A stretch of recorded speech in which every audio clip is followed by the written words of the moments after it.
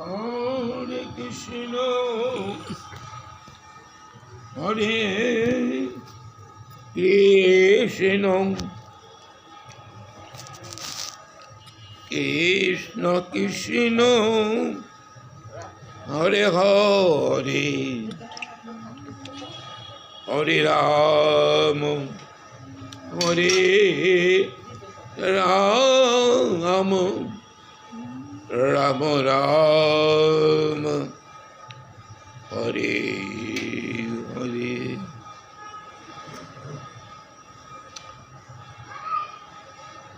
সপ্তাহান্তে আসছি আপনাদের সঙ্গেও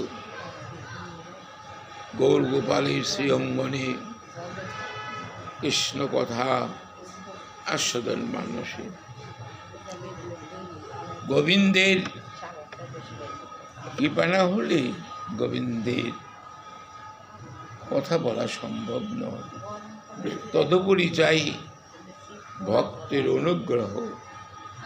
ভক্ত এবং ভগবানের যুগ্ম কৃপা বর্ষিত না হলে কৃষ্ণ কথা বলা সম্ভব নয়।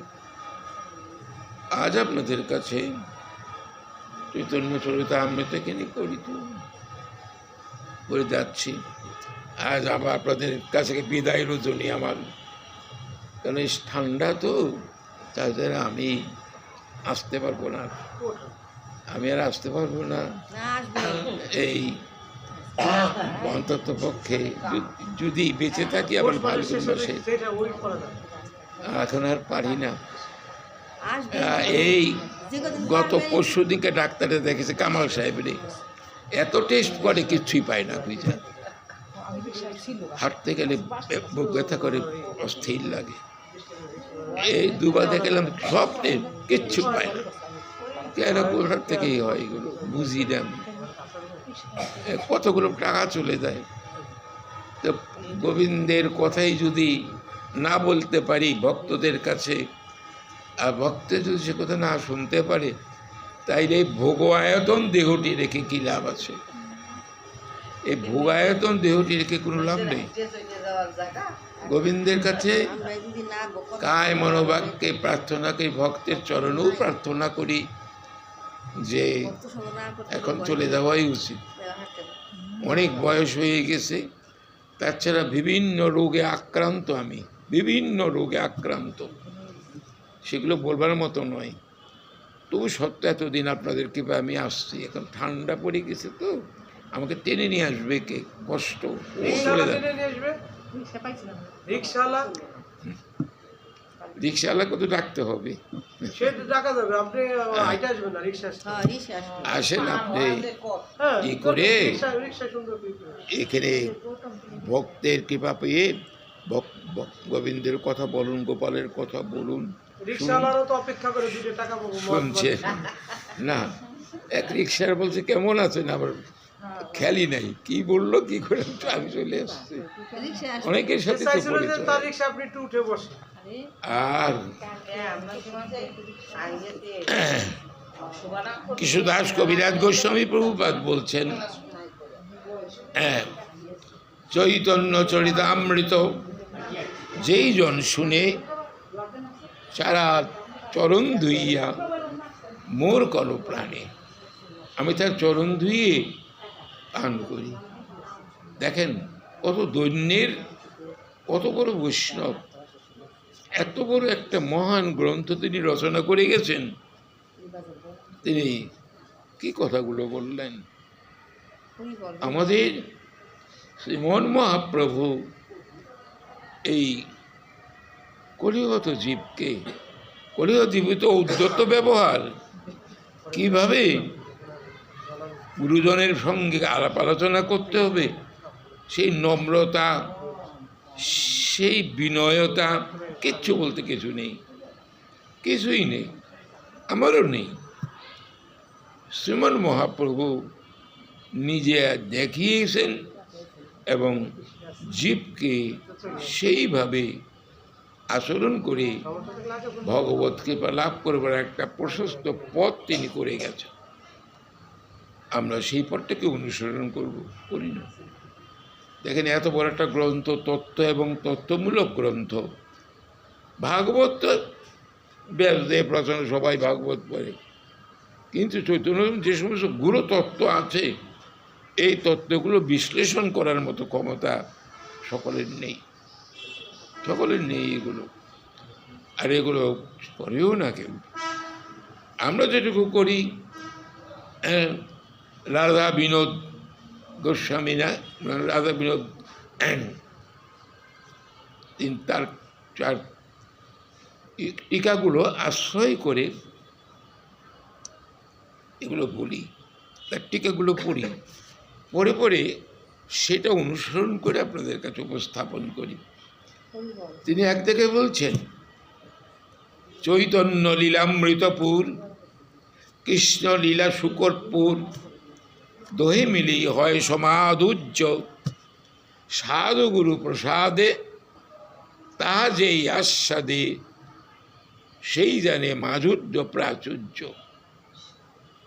মাধুর্য কথাটা হলো সৌন্দর্যের এক অনাস্বাদিত অকল্পনীয় একটি রূপ, এটাকে বলে মাধুর্য। ভাগবত বলছে মাধুর্যই ভগবত্তা সার। আসলে তাই, বৃন্দাবনে মাধুর্য, তবে কি সেখানে ঐশ্বর্য নেই? তো সেখানে ঐশ্বর্য রয়েছে, সেই ঐশ্বর্য মাধুর্যের অনুগত হয়ে থাকে, অনুগত হয়ে থাকে। কৃষ্ণলীলায়, বাল্যলীলা অনেক জায়গায় দেখি ভগবান শ্রীকৃষ্ণ গোপাল রূপে অনেক জায়গায় ঐশ্বর্য প্রকাশ করেছেন, ঐশ্বর্য প্রকাশ করেছেন, কিন্তু সে ঐশ্বর্য কিন্তু ঠিক থাকে নাই।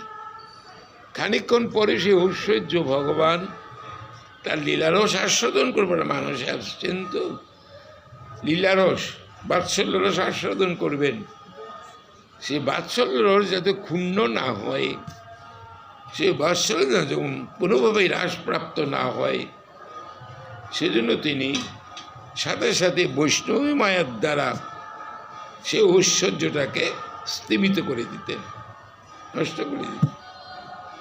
মৃৎভক্ষণ লীলায় দেখি, তারপরে সেই কালীয় দমন লীলায় দেখি, তারপরে আপনার গিরিগোবর্ধন লীলায় দেখি, অনেক জায়গায় দেখা যায় ভগবান গোপাল রূপে অনেক ঐশ্বর্য প্রকাশ করেছেন, কিন্তু সেই ঐশ্বর্যটা বেশি স্থায়ী হয়নি। এই যে শ্রীমন মহাপ্রভু ওই সন্ন্যাসীদের পাদপ্রক্ষালনের স্থানে বসে রইলেন। সন্ন্যাসীরা প্রকাশানন্দ সরস্বতীর 10,000 শিষ্য নিয়ে আসতেন মহারাষ্ট্রীয় ব্রাহ্মণদের আমন্ত্রণ রক্ষার জন্য। মহাপ্রভু কেউ আমন্ত্রণ করেছেন, সেই মহারাষ্ট্রীয় ব্রাহ্মণ জানেন যে মহাপ্রভু কোথায় কোনো নিমন্ত্রণ গ্রহণ করেন না, জানেন। তা সত্ত্বেও বিনয়ের সঙ্গে মহাপ্রভুর কাছে বলছেন যে আমি কাশীবাসী সমস্ত সন্ন্যাসীদের আমন্ত্রণ করেছি, প্রভু তুমি যদি কৃপা করে এই দিনের কুটিরে একটু পদধূলি দাও, তাহলে এ দিনহীন কাঙাল কৃতার্থ হয়। শ্রীমন মহাপ্রভু এই মহারাষ্ট্রীয় দীনতা দেখে তদুপরি প্রকাশানন্দ সরস্বতীকে কৃপা করার জন্য, তো নৈয়ামিক সন্ন্যাসী, মায়াবাদী সন্ন্যাসী, সাকারই মানে না, নিরাকার ভজন, নিরাকার ভজন, এ মায়া নিরাকার ভজন, সাকারকে মানে না। আর দ্বিতীয় কথাটা হলো তারা বলছে আমরা অপরপক্ষে মায়াবাদীও বলে থাকি, জগতের কোনো অস্তিত্ব নেই, জগৎ শুধু মায়ার বিভব। যেমন এটা দড়ির পর যদি আবছা আলো আলো পড়ে বাঁকা চাকা হয়ে থাকে, তখন যেটাকে সাপের মতো দেখা যায়, সাপের মতো মনে হয় এটা রশি নিচে পড়ে রয়েছে আঁকা বাঁকা হয়ে, ওর মধ্যে আলো পড়ল, দূর থেকে আপনি দেখলেন যে একটা সাপ, কিন্তু আদৌ সেটা সাপ নয়, ওটা একটা সামান্য রশি বা দড়ি। মায়াবাদীরাও তো এটা বলছেন যে জগৎ আমরা তার চোখে দেখছি, এর কোনো অস্তিত্বই নাই, সব মায়া, সব মায়ার খেলা। আর শ্রীমন মহাপ্রভু বলছে যে না, জগতের অস্তিত্ব আছে, জগতের অস্তিত্ব রয়েছে। হ্যাঁ, মায়া ঠিকই আছে, তবে অস্তিত্ব থাকলেও জগৎ চিরদিন থাকবে না, প্রলয় হয়ে যাবে একদিন শেষ, এটা বলছেন মহাপ্রভু। সেই মায়াবাদী সন্ন্যাসীটিকে কৃপা করার জন্য তিনি মহারাষ্ট্রীয় ব্রাহ্মণকে আমন্ত্রণ গ্রহণ করলেন। গ্রহণ করে সন্ন্যাসীরা আগেই আসছেন, ঘরের মধ্যে বসে আছেন 10,000 সন্ন্যাসী, আর মহাপ্রভু পরে আসছেন। ওই সন্ন্যাসীরা যেখানে পা ধুয়েছে সে পা প্রক্ষালন স্থানে মহাপ্রভু বসছেন, গিয়ে বসে আছেন, বসে আছেন। তো সেখানে বসে থেকে ঐশ্বর্য প্রকাশ করছেন। ঐশ্বর্য কীরকম ঐশ্বর্য? যে 100 কোটি সূর্য উদয় হলে যে দীপ্তিতে আলোতে পৃথিবী ভরে যায়, 100 করে, এক সূর্যই উড়ায় যেতে পারি না। যদি বলে এই কথা 100 কোটি বললে কেন? কারণ আমাদের এখানে এখন দিন, রাত্রি, সন্ধ্যা, আর থেকে সকাল, অন্য গোলার্ধে সকাল, এক কথা না। হ্যাঁ, সেই জন্য কোটি সূর্য সময় তার দীপ্তি প্রকাশ করলেন। সন্ন্যাসী দেখে, প্রকাশ দেখে আশ্চর্য হয়ে গেলেন। যাকে আমি এত নিন্দা করেছি, ভাবুক নিয়ে নৃত্য গীত করে, সন্ন্যাসীর ধর্ম বেদ, বেদান্ত পাঠ ধ্যান, আর সেই সন্ন্যাসী হয়ে, তাও সম্প্রদায়ী সন্ন্যাসী, ভারতে গোসাই তাকে তো কি কৃপা করেছে, সম্প্রদায় সন্ন্যাসী হয়ে সম্প্রদায়গত কোনো, অর্থাৎ সন্ন্যাসী যে ধর্ম, সে ধর্মটা পালন করে না, বলবে না করে, এবং অনেক নিন্দাবাদ করেছে। তো সেইখানে যদি মহাপ্রভু প্রথম তো একটু নম্রতা দেখিয়েছেন, ঐশ্বর্য প্রকাশ করলেন,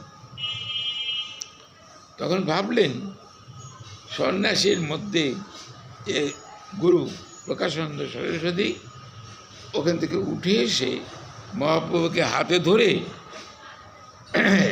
নিয়ে গেলেন যে শ্রীপাদ এখানে কেন বসছেন? নোংরা, আমাদের, তুমি তো সম্প্রদায় সন্ন্যাসী, আমাদের সঙ্গ করো না কেন? এরকম কথাগুলো বলছে, হাতে ধরে মাঝখানে বসিয়েছে। সেখানে মহাপ্রভু বসছেন। এখন তাকে দেখেন কতখানি দেখলেন ঐশ্বর্য। অবশ্য মহাপ্রভু সে ঐশ্বর্যটাকে সরিয়ে নিলেন। তো একটু প্রকাশানন্দ সরস্বতী মনে হলো না যে যাকে আমি নারায়ণ সমতুল্য ভাবলাম, তাকে আমি এই কথাগুলো জিজ্ঞাসা করি কেন? এটা হলো কিছু কিছু আছে যারা সাময়িকভাবে দৈন্যতা, বিনয়তা এগুলো দেখায়, তো তাদের উদ্যত ব্যবহার ঠিকই থাকে। এও তাই, কি বলছেন তাদের কাছে শুনুন, কথাগুলো শুনবার মতন একটা, বা এটা আমাদের জানবার মতন। এর সাথে অনেক কথা বলবো না আপনাদের সাথে, চোখে ছানি পড়ে গেছে তো ভালোভাবে দেখিও না।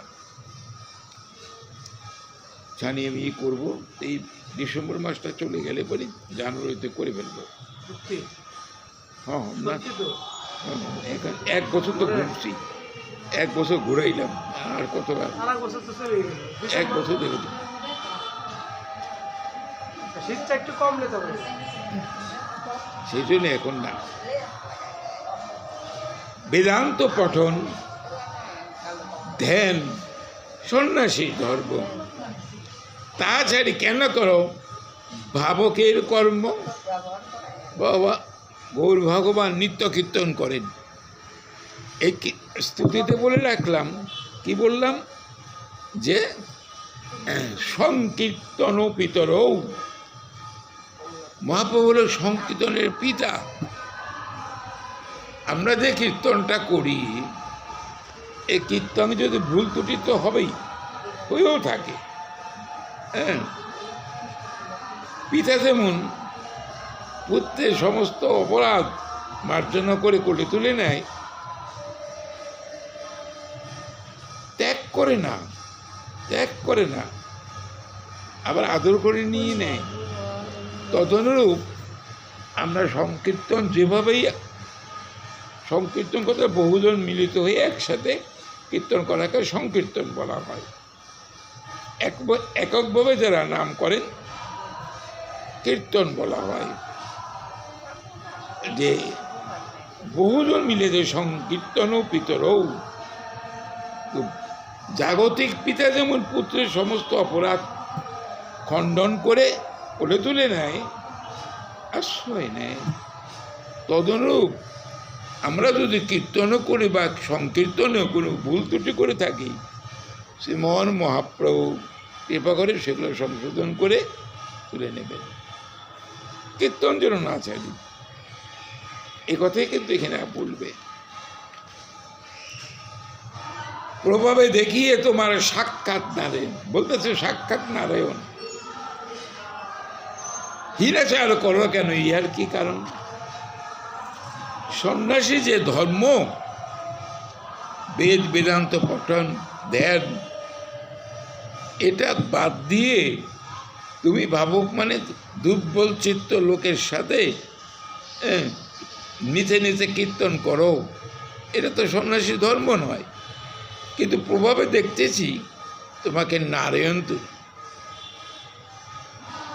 যদি এটাই ঠিক হয়ে থাকে, গৌর ভগবানকে যদি প্রকাণ্ড সরস্বতী নারায়ণী রূপে দেখে থাকেন, যা তাতে ধর্মের বিরোধী, সাকার তো মানে না। নারায়ণ তো সাকার রূপ, শঙ্খ চক্র গদা পদ্মধারী সাকার রূপ, সেই সাকার তো তারা মানে না। তা মেনে নিয়ে তাকে নারায়ণের কথা বল, নারায়ণ স্বরূপ দেখতে তোমার, তো তুমি এত হীনাচার, তুমি এইরকম বেদ বিরুদ্ধ সন্ন্যাসীর ধর্মের বিরুদ্ধে এই কাজগুলো কেন করো? আপনি একজনকে মাথায় তুলে নিয়ে বসে নিয়ে আবার তাকে বলে তুমি মাথায় উঠলে কেন?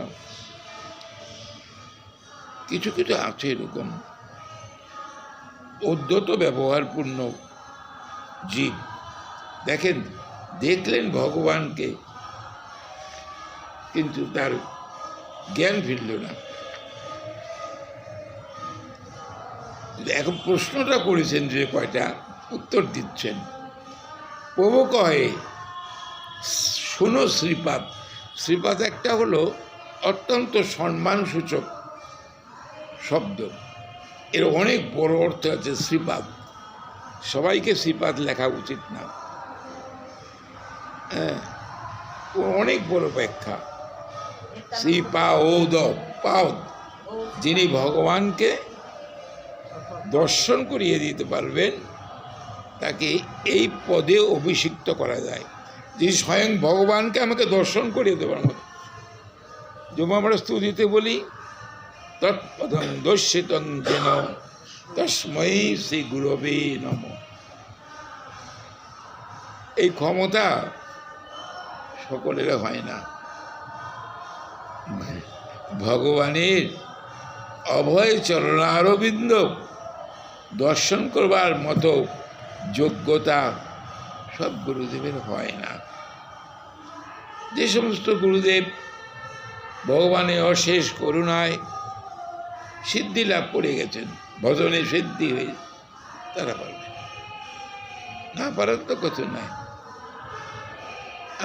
আমরা স্তুতি বলি গুরুর ব্রহ্মা গুরুর বিষ্ণু গুরুর দেব মহেশ্বর গুরু এব পরমং ব্রহ্ম তস্মৈ শ্রী গুরবে নমঃ, আমরা বলে থাকি। এলো শ্রীপাদ কথার অর্থ।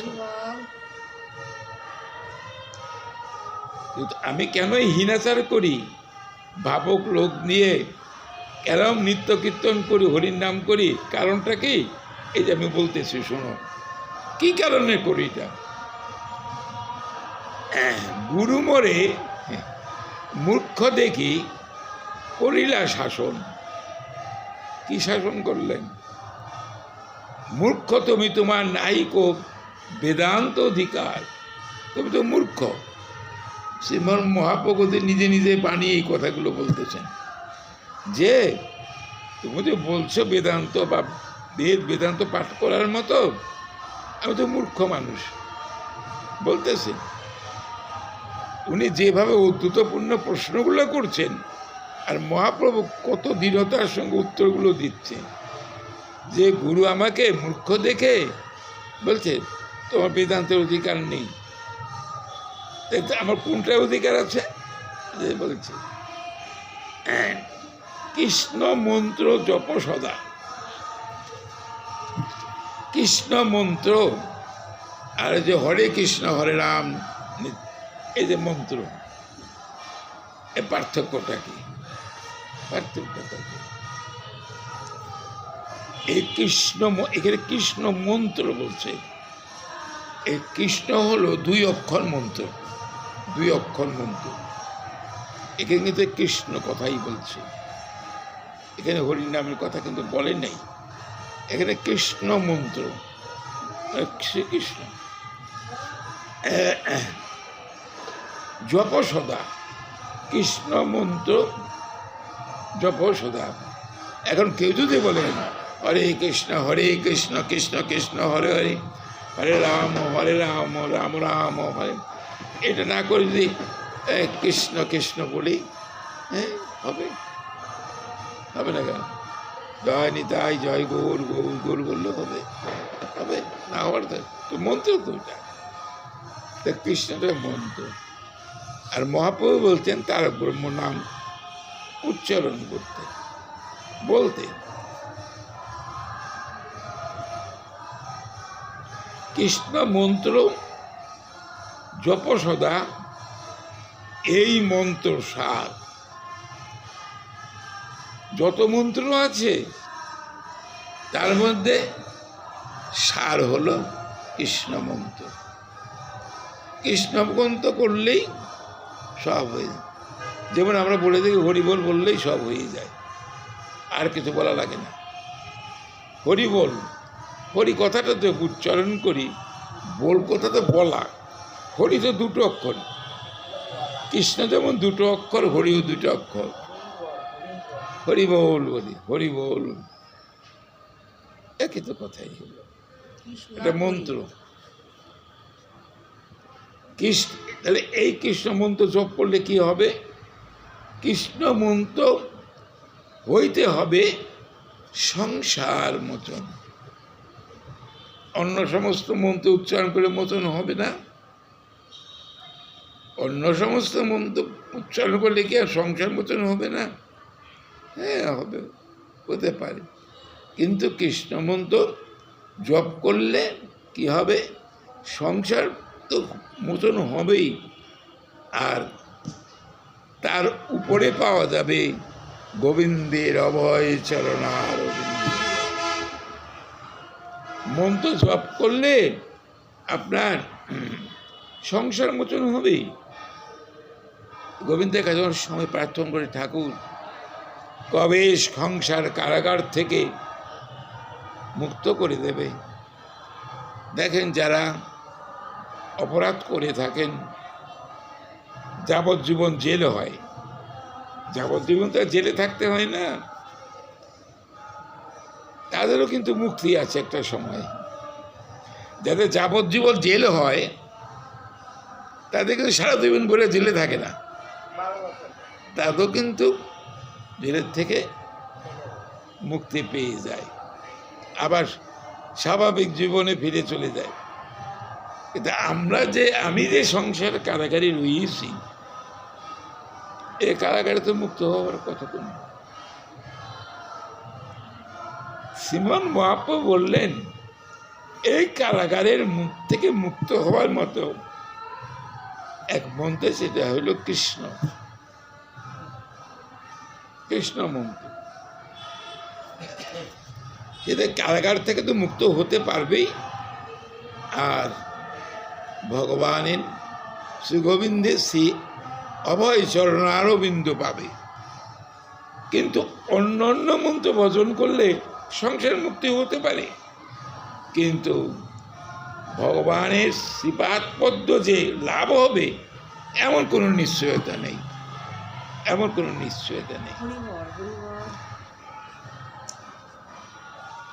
নাম বিনু, এখানে আবার হরির নামের কথা চলে আসবে, তার ব্রহ্ম নামের কথা চলে আসবে। নাম বিনু কলিকালে নাহি আর ধর্ম। এই যে আমরা এত কিছু ধর্ম করি, এটা করি, পুজো ওটা করি, এই ব্রত করি, ওই ব্রত করি, কত কিছু করি, কোনো মূল্য হয় না, কোনো মূল্য নাই এর। বলে একেবারে মূল্য নাই, তো এমন কথা তো কেউ বলে না যে এই ব্রত বা এই পূজা করলে গোবিন্দ আপনাকে কৃপা করবে, আপনি এই জড়জগৎ থেকে মুক্ত হয়ে নিত্যধামে চলে যাবেন, কোনোদিন হবে না। গীতার ভাষ্যে বলছেন জানতি দেবব্রতা দেবান পিতৃ জানতি পিতৃব্রতা ভূতানি জানতি ভূতে যা জানতি মজ্জা জিনোপিমাম। যারা ভূত পেতের এগুলো পুজো করে তা ওখানে রয়ে যাবে, যারা দেবতা পুজো করবে দেবলোকে যাবে, আবার দেবতার থেকে দেবলোকে ফিরে আসবে। যে যেখানেই যাবে বরং সাধন করে ব্রহ্মাণ্ডের যে জায়গায় স্থান পাবেন সেখান থেকে ফিরে আসবে। গীতার ভাষে দেখা যায় ব্রহ্ম ভুবনাথ লৌকা পুরাবর্তীন অর্জুন মামুপৈত্য তু কন্তয় পুনর্জন্ম ন বিদ্যতে। পুনর্জন্ম ন বিদ্যতে মামুপৈত্য মানে আমাকে পেলে পুনর্জন্ম দুঃখ লায় অশাশ্বতম ন আপ্নুবন্তি মহাত্মান সংসিদ্ধিং পরমাঙ্গতা। এই দুঃখের আলয় স্বরূপ সংসার আমার ভক্তরা কখনো আমারে যারা ভজন করেছে, আমাকে ভজন করে যারা আমাকে তৃপ্ত পরিতুষ্ট করতে পেরেছে, আমার অশেষ কৃপা যারা পেয়ে গেছেন, তাদের কিন্তু এই অনিত্য সংসারে আসতে হবে না। কারণ এই সংসারটা হলো দুঃখময়, এই যে অনিত্যময়, সুখম, সুখ বলতে গেলে কিছু নেই, দুঃখের আলয় স্বরূপ এটা দুঃখ। দেখবেন কর্মফল অনুযায়ী অভাব অভিযোগ রোগ শোক আদি ব্যাধি, অভাব অনটন, কত কিছু। এই সংসারে কেউ শান্তিতে নেই। কেউ এই কথা কেউ বলতে পারবে না যে আমি খুব শান্তিতে সুখে আছি। এ বলতে পারে কে? এই বলতে পারে একজন কৃষ্ণ ভক্ত, আর হলো যেটাকে উদ্দন্দ পাগল যার কোনো নেই। যে আসার সময় দেখলাম এই মিষ্টির দোকানের নিচে একটা লোক গায়ে ময়লা টয়লা মাইকা ঘুমাচ্ছে। আমরা লেপ কথা দিয়া ঠান্ডা লাগে, এখানে এসে বলছে ঠান্ডা লাগে, বেশ ঘুমাইতেছিলাম, তাকে থেকে একটু দাঁড়াইলাম, হা গোবিন্দ তোমার কি লীলা, তোমার কি লীলা, এই খালি মাটির মধ্যে রে দাম পুরা ঘুমাইতেছে, আর আমাদের লেপ কাঁথা নিয়েও ঘুম আসে না, ঘুমের ওষুধ খেতে হয়, ঘুমের ওষুধ খেতে হয়। কি জগৎ! কথাটা যে গীতা এগুলো বলছে, এগুলো কিন্তু বাস্তব একেবারে কথা, একেবারে বাস্তব কথা। দুঃখের আলোয় সংসারে দুঃখের, তবে যারা অনন্য ভজনশীল, যারা ভজন করে যাচ্ছেন, জানেন আমাকে আবার এখানে আসলে আরও দুঃখ কষ্ট ভোগ করতে হবে, আমি কেন এই দুঃখ কষ্ট ভোগ করব? এবারে সে তো অনেক দুঃখ পেলাম, যাতে আর দুঃখ পেতে না হয়, দুঃখের সাগর অতিক্রম করে নিত্যধামে চলে যেতে পারি, সেই বদন সাধন করে যাই, ভগবানকে ডাকি, ভগবানকে স্মরণ করি। এখানে সপ্তাহে একদিন আসেন আপনারা,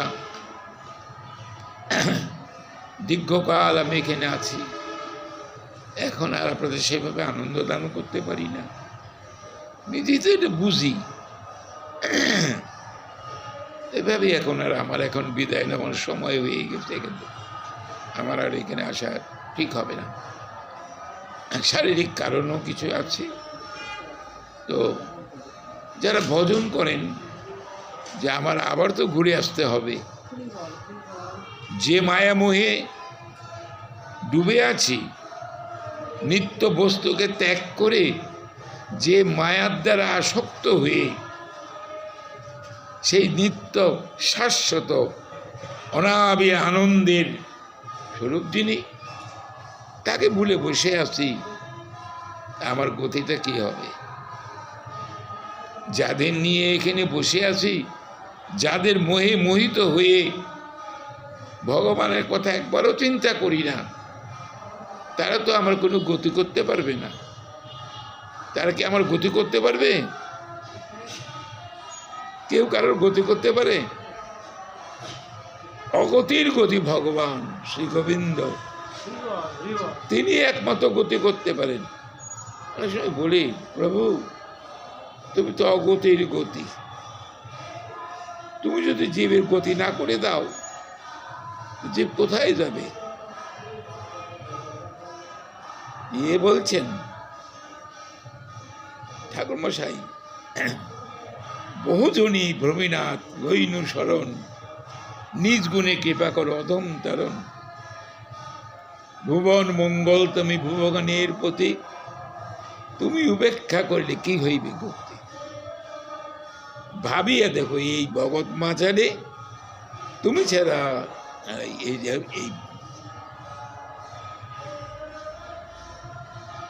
তুমি ছাড়া কোনো গতি নেই। ঠাকুরমশাই বলছেন বহুজনী ভ্রমিনাথ লইনু শরণ, শাস্ত্র বলছে 84 লক্ষ জনি ভ্রমণ করতে হয়।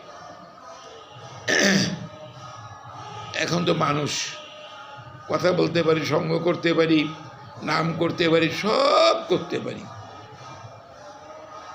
কিন্তু ইতর জড়ি পেলে কি হবে? আর করতে পারবো?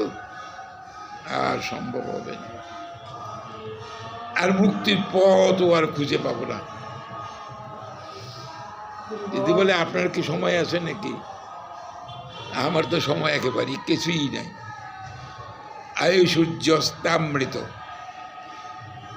সূর্য যখন অস্ত যায় ভাবি, প্রভু তোমার যদি কি হয়, তুমি তো আপনার উদয় হবে। জীবের আয়ু সূর্য যদি অস্ত চলে যায়, সে জীবে আর জগতে আসবে না, জীব আর জগতে কিছু করবে।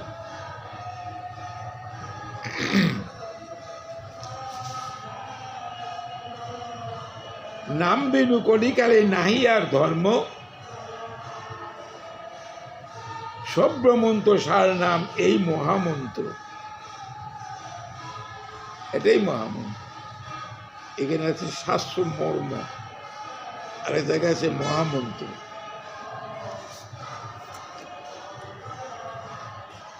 এত বলি এক শ্লোক মরে শিখাইল, কণ্ঠে করি এই শ্লোক করি হো বিচারে। তো গুরু আমাকে মূর্খ দেখে একটা শ্লোক বলছিল যে দেখো তুমি তো মূর্খ, এটা কণ্ঠস্থ করে রেখো, কণ্ঠস্থ করে রেখো। বলছে কণ্ঠে করি এই শ্লোক করি হো বিচারে, তুমি কণ্ঠস্থ করো। কি সেই হরের নাম, হরের নাম, হরের নাম ঐব কেবলম, কলৌ নাস্তেব নাস্তেব নাস্তেব গতির অন্যথা। আর কোনো গতি নাই, কলিকালে হরির নাম ছাড়া কোনো গতি নেই। হরির নামেই একমাত্র গতি, হরির নামেই একমাত্র গতি, হরির নামেই একমাত্র। কলৌ নাস্তেব নাস্তেব কথার অর্থ এই যে এই কলিতে অন্য কোনো যুগের ভজন সাধন করে আপনি কোনো লাভ করতে পারবেন না, কিছু লাভ হবে না। কারণ সেই কারণ হলো সেই সামর্থ্য আপনার নেই, আমার নেই। ভাগবত বলছেন কৃতে যধ্যায়তে বিষ্ণু যেতাং যজৌ মাখৌ, ত্রেতায়াং যজৌ মাখৌ, তারপরে পরিচর্যায়াং কলৌ তৎহরি কীর্তনাথ। প্রথমে বললেন কৃতে যধ্যায়তে বিষ্ণু। এখানে কৃত কথাটা হলো সত্য। সত্যযুগের পরমায়ু ছিল 1,00,000 বৎসর। বলে তখন শ্রীমন মহাপ্রভু কৃপা করে ওই 1,00,000 বৎসর আয়ু সমন্বিত জীবকে হরিনাম করলেন না কেন, হরিনাম দিলেন না কেন? এই প্রশ্নটা যদি আমি করি, তারা তো 1,00,000 বৎসর পরমায়ু, তাদের কেন দিলেন না, এখন কেন দিলেন?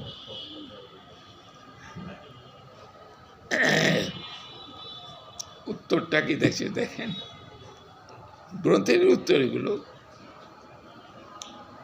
যে তখন জীবের ছিল সামর্থ্য, যে সামর্থ্যবান যিনি, তাকে যদি একটা খুব দুর্বলচিত কোনো বস্তু, যেমন মনে করুন একজন ধনী লোক, উপমা দিচ্ছি, অসুস্থ হয়ে পড়েছেন, বন্ধু তাকে দেখতে আসছে সে কেমন আছে, তো এসে বলছে বন্ধু তুমি কেমন আছো? বলছেন আমার খুব অসুস্থ, তুমি একটা ডাক্তার নিয়ে এসো। তা বন্ধু গিয়ে ডাক্তার নিয়ে আসছে।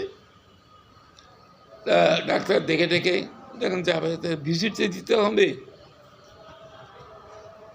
তখন বলছে বন্ধু ডাক্তারের ভিজিট কত? ধনী লোক, 2 টাকা।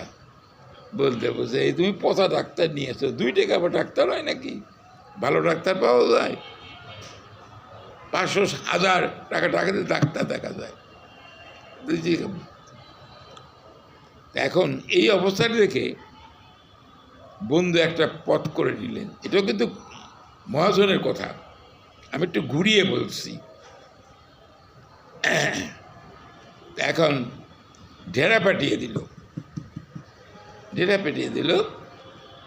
যে আমাকে যে রোগমুক্ত করতে পারবে তাকে আমি এত মুদ্রা দেব, 10,000 মুদ্রা দেব।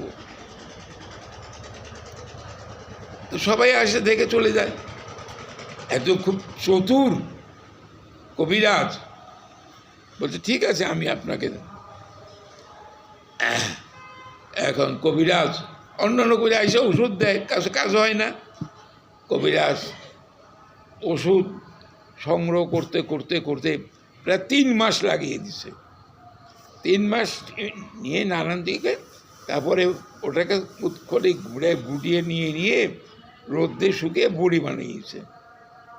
বড়ি বানিয়ে তখন ধনী ভক্তিকে দিয়েছে খাইতে, তো খেয়ে ভালো হয়েছে, জিনিস ঠিকই দিয়েছে। 3 মাস ভরে এগুলো করছে। এখন তাকে 10,000 মুদ্রা দিয়ে দিছে। এখন কবিরাজকে জিজ্ঞাসা করছে, কবিরাজ মশাই, এত কবিরাজ আসলো, দিল ওষুধ, কাজ হয় না, তা আপনি ওষুধ 3 মাস পর সংগ্রহ করে আমাকে দিলেন, ওষুধ আমার সেরে গেল, এটার ব্যাপারটা কি ঘন তো বলব? যে মহারাজ, আসলে কিছুই নেই এর মধ্যে, এটা গাছের লতা, আপনার আইতেই আছে। আমি যদি সেই লতাটার রস আপনাকে তখনই দিতাম, আপনার বিশ্বাস হতো না, বিশ্বাসই হতো না, আপনার খেতেনও না। আপনার বাগানের লতা নিয়েই আমি এই 3 মাস ভরে ঘুটে ঘুটে বড়ি তৈরি করছি, যাতে আপনার বিশ্বাস জন্মায়। লতা বলতে কি বুঝাচ্ছেন জানেন? জীবটাকে লতা বলছেন। সামর্থ্যবান ছিল। এই সত্যযুগের 1 লক্ষ বছর পরমায়ু জীবকে যদি মহাপ্রভু বলতো, বা ভগবান শ্রীকৃষ্ণ বা হরি বলতো যে তোমার নাম করো, বলে ধুর, নাম করলে আবার হয় নাকি?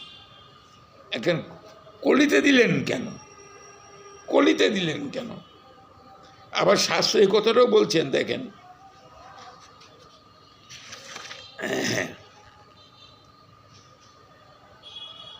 বিষ্ণু পুরাণ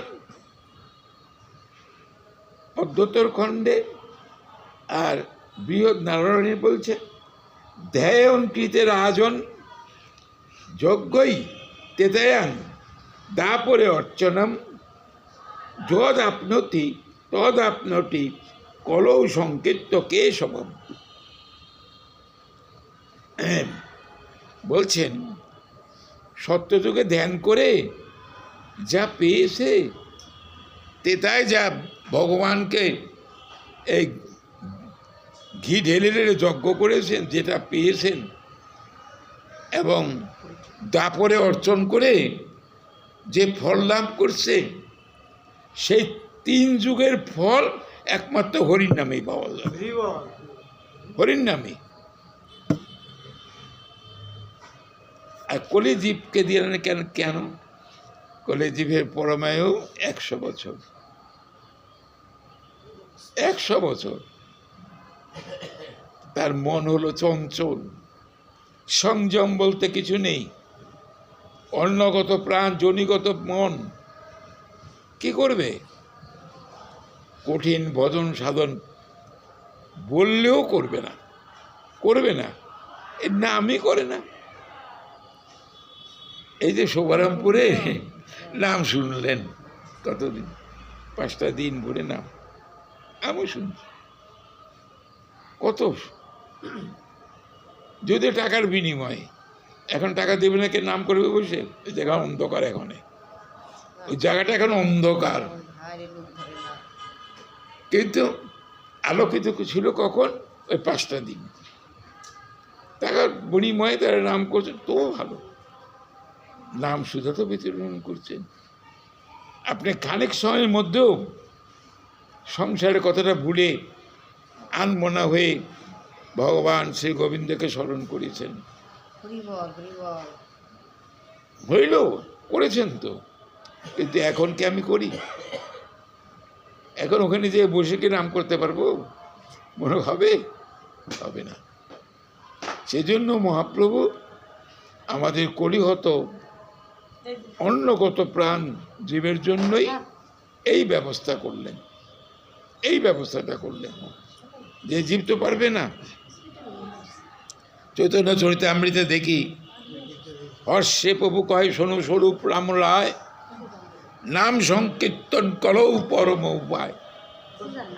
নাম সংকীর্তন যজ্ঞে করে কৃষ্ণে আরাধন, সেই তো সুমেধা পায় কৃষ্ণের চরণ।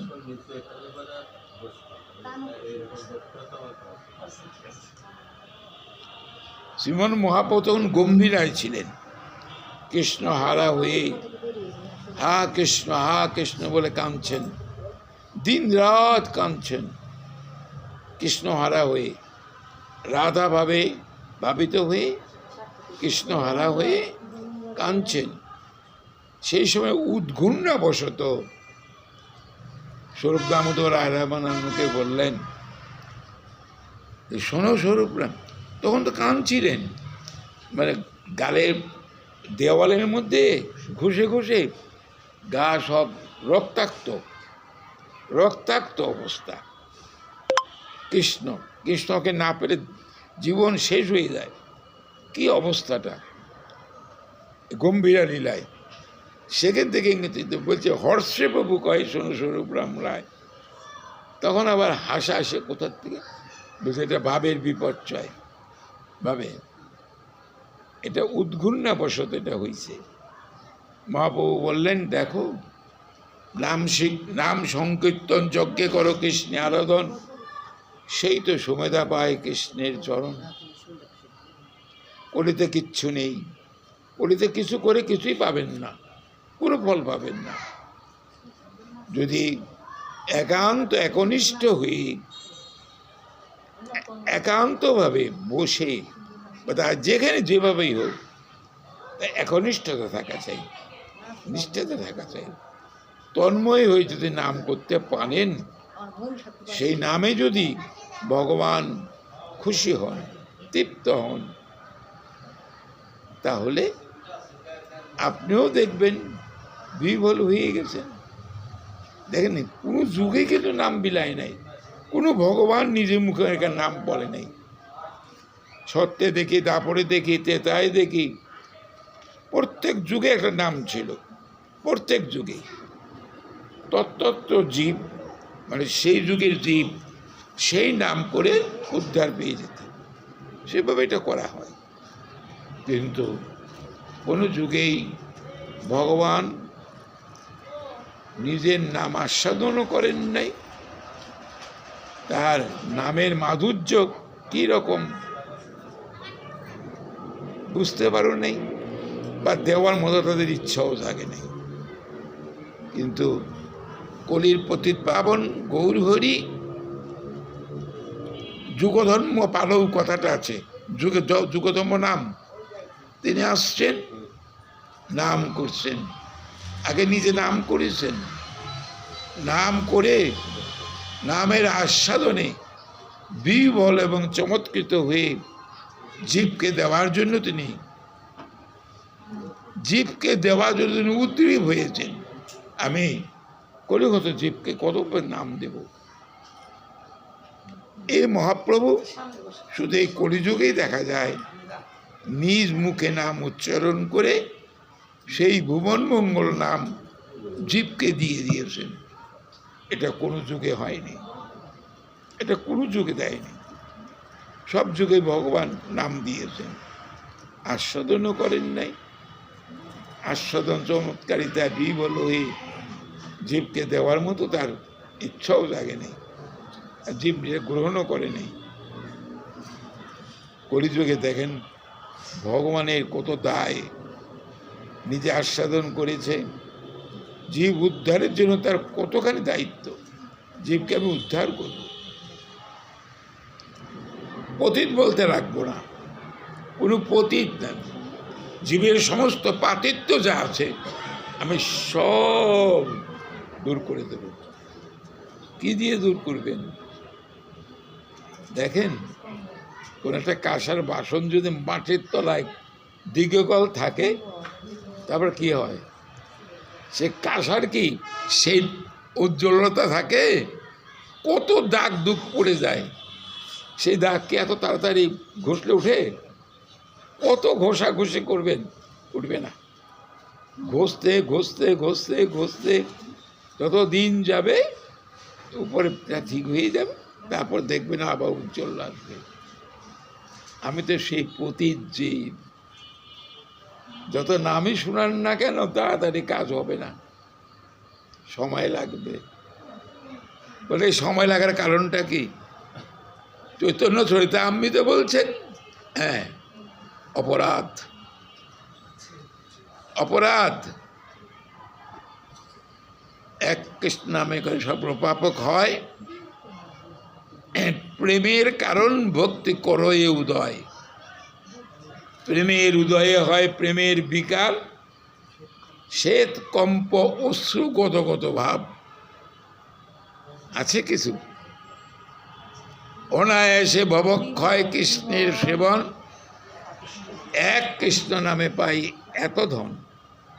হেন কৃষ্ণ নাম যদি লয় বহুবার, যদি নহে প্রেম নহে অশ্রুধার, তবে তো জানি অপরাধ। অপরাধ আছো এ প্রচুর, কৃষ্ণ নামের বীজ তাতে না হয় অঙ্কুর। মাঠের তোরা বীজ দিলেন, গাছ আসো, গাছ হবে, অঙ্কুরিত হয়ে গাছ হবে, দেখা যায় গাছ আর হলোই না, বীজ নষ্ট হয়ে গেছে। তার মানে প্রয়োজনীয় রৌদ্র, আলো, বাতাস এগুলো পায় নাই, অর্থাৎ বীজের থেকে অঙ্কুরিত হবে কেমন করে? তদনুরূপ আমাদেরও এক কৃষ্ণ নাম করলে যত পাপ হরে, জীবের সাধ্য নাই তত পাপ করে। এটা কি এ কি মৌখিক কথা, নাকি আমাকে সান্ত্বনা দেওয়ার জন্য বলছে? আমাকে প্রথম ভজনহীন জীবকে সান্ত্বনা দেওয়ার জন্য কথাতে বলছে। ঠিকই আছে, ঠিকই আছে। অজামিল তো এক নারায়ণ বলেই সাথে সাথে চার বলে, অজামিলের মতো তো আমি নই, আমি তো জন্ম জন্মলে অপরাধী। কত নামের কথা বলতেছি, কত নাম শুনতেছি, আমার তো কোনো বিক্রিয়া নেই, কিচ্ছু নেই। সাময়িক হয় কিছু ওই জায়গায়, তারপরে আর থাকে না, তারপরে আর থাকে না। বলে তাহলে কি করতে হবে? কি করতে হবে? বলে নামেরই আশ্রয় নিতে হবে। এই নামেরই আশ্রয় নিয়ে নাম করতে হবে, উপায় নেই। বিকল্প যদি একটা পথ থাকতো তাহলে বলা যেত যেটা বিকল্প পথ, এই পথ ছাড় দিয়ে এইটা করেন, এটা তো নেই। তাতে নাম ছেড়ে আরেকটাতে কিছু ধরবেন, কিচ্ছু নেই। ধ্যান পারবেন, যজ্ঞ করতে পারবেন, অর্চন করতে পারবেন, কিচ্ছুই করতে পারবেন, কোনোটাই কিছু করতে পারবেন না। বলে হ্যাঁ, এটা হরির নাম করতে বা কৃষ্ণ নাম করতে কি লাগে? তাহলে জিহ্বার একটু নাড়বেন, জিহ্বার একটু নাড়বেন, এই ছাড়া তো কিছু নয়। পরিশ্রম তো কিছু না, পরিশ্রম।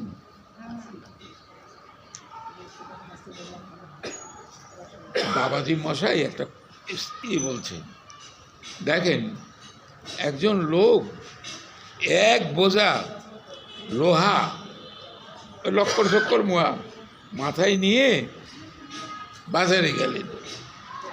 তো বাজারে গিয়ে বিক্রি করলেন, বিক্রি করে কি পেলেন? 10টা টাকা পেলেন, তখনকার কথা বলছি। আরেকটা লোক কি করলেন? একটা হীরা নিয়ে গেলেন বাজারে, ট্যাকের মধ্যে গুঁজে হীরা নিয়ে গেলেন বাজারে। তো কর্মকারের কাছে গেলেন, তো হীরা বিক্রি গেল, 10,000 টাকা পেয়ে গেল। এখন ওই দুইজনে মিলে তুই ঝগড়া করে যে আমি এত বোঝা নিয়ে 10 টাকা পেলাম, আর তুমি এতটুকু এটা নিয়ে 10,000 টাকা পেয়ে গেলে, এটা কি করে হবে? এই ঝগড়া করবে? শাস্ত্রে বলছেন, শ্রীমন মহাপ্রভু যে প্রদত্ত এই ভুবমঙ্গল নাম, এটা হলো কোহিনূর। কোহিনূর, কোহিনূর তো সবচেয়ে। এই নাম আস্বাদন যদি কেউ করতে পারেন, নামে যদি কৃপা হয় সাধুগুরু বৈষ্ণবের, আপনারা পরিশ্রম করতে হবে না, খালি জিহ্বা নালে হরি নাম করলে গেল। চৈতন্য চৈতন্য অন্তলীলা 2য় পরিচ্ছেদে বোধহয় আছে, দেখা যায় নাকি মধ্যলীলার ভিতরে। এই নাম করতে করতে এই নাম শত কোটি জিহ্বা পাওয়ার জন্য অস্থির হয়ে যায়। এই নাম নাম এমনই জিনিস। তো এই মহাপ্রভুর কথা শুনতে অনেক কথাগুলো বলছি, যাই হোক আপনারা শুনছেন। আজকের মতো এখানে বিশ্রাম রেখে দিচ্ছি, আর আমারও ওইখানে আসা শেষ। না না না, আমার আশা ওইখানে শেষ। ভক্তের দাবি ভক্তি দরকার হলে পালকি পাঠাই দিন। বাবা শুনেন, ওই যে আমার 10টা দামে অপরাধের কথা বলে দেন, বলেন ও ওইটা তো শুনতে ও পারি করতে অনেক সময় লাগবে না। আর পুরোপুরি গ্রন্থটা তো আমি নিয়ে আসি নাই, ওটা আবার একটা গ্রন্থ আছে, তাই একটা গ্রন্থ আছে। আপনার কথাটা আমার মনে নেই, আমার মনে নাই। মনে থাকলে আমি নামে 10 অপরাধটা কি তো 2-4টে বলা যায়, কিন্তু পুরো 10টা তো আপনাকে শুনতে বলেন, আবার পরে একদিন হ্যাঁ, বলেন নি। যে এই নামকে যদি আমরা বাহ্যিক বস্তুর সঙ্গে তুলনা করি, আমরা অপরাধ হবে। নামকে কোনো জিনিসের সঙ্গে তুলনা করা যাবে না, কোনো জিনিসের সঙ্গে তুলনা করা যাবে না। আর নামে যদি আপনার অপরাধ হয়েই থাকে, ওই নামের চরণে আশ্রয় নিতে হবে। নাম ছাড়া করতে পারবেন না, নাম ছাড়াও কোনো পথ নেই। অনেক আছে, আমি আপনাকে যে আবার ওখানে তো একাদশী আছে, আমি ওটা আমার মনে থাকবে, আমার মনে নেই। আমি তো যাওয়ার সময় মনে করছিলাম, দেখলে বলবো, কিন্তু তখন আর গ্রন্থটা খুলে দেখেও নেই, করতে পারি নেই। গ্রন্থ আছে তো, এগুলো প্রত্যেকটা ভাগ ভাগ করা আছে, কিভাবে নাম করলে গোবিন্দের শ্রীপাদ পদ্মে অহিতুকি ভক্তি উপচিত হবে, তার পদর মধ্যে বলা আছে। গোবিন্দের চরণে আমার ভক্তিটা বুঝিত হবে কি করলে, কারণ ভাগবত বলছেন সবই পুংসা পরধর্ম যথা ভক্তি অদক্ষ যে অহৈতুকে অপ্রতিহতা জয়াত্মা সম্প্রসীদতি। ভাগবত বলছেন সেটাই জীবের ধর্ম। ধর্ম কাকে বলে? ধিধাতুর মন প্রত্যয় চোখে ধর্ম শব্দটা হয়, যে ধারণ করে আছে আমাকে, বা আমি যার দ্বারা ধারিত হচ্ছি। যে আমি কিসের দ্বারা ধারিত হচ্ছি? আমার স্বরূপগত ধর্মটা কি?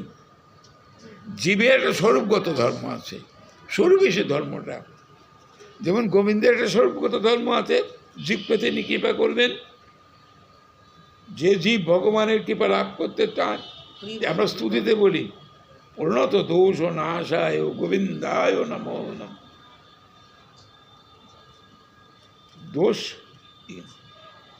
তো সেই রকমই আমরা যদি সেইভাবে নামটা করতে পারি, খুব কঠিন। মহাপ্রভু যতই সোজা পথ দেখ না কেন আমাদের, কঠিন সেই পথটা আমরা আপনার আকাঙ্ক্ষা পূর্ণ হবে না। আমার মনে রাখবো, সামনে বৃহস্পতিবার দিন পায়ের নিয়ে আসি। আমি হ্যাঁ হ্যাঁ, এই ঠান্ডার মধ্যে আর আমাকে টানবেন না। যদি বেঁচে থাকি আমরা রিক্সায় উঠে হুক তুলে চাদর দিয়ে রিক্সা পুরো ঘুরে বেড়াবো। কম্বল দেয়, কম্বল দেয় গায়ে, এই কথা দীর্ঘকাল আপনাদের চরণে দর্শন করছি। কম্বল দিয়ে। এখন আমি মুক্তি চাই, হ্যাঁ, এখন আপনাদের আনন্দ দিতে পারি না। না না, রিক্সা ছেড়ে দেবো না। ভগবানের কথা, আনন্দময়ের আনন্দ নিঃসন্দেহী কথা, এই কথা যিনি বক্তা দেখেন, সুখদেব গোস্বামী প্রভুপাদ,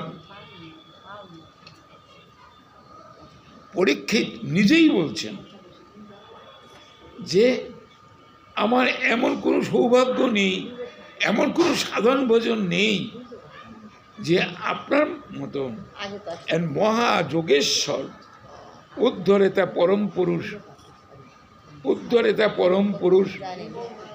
ব্রহ্মজ্ঞান সম্পন্ন আমি পাই। আপনার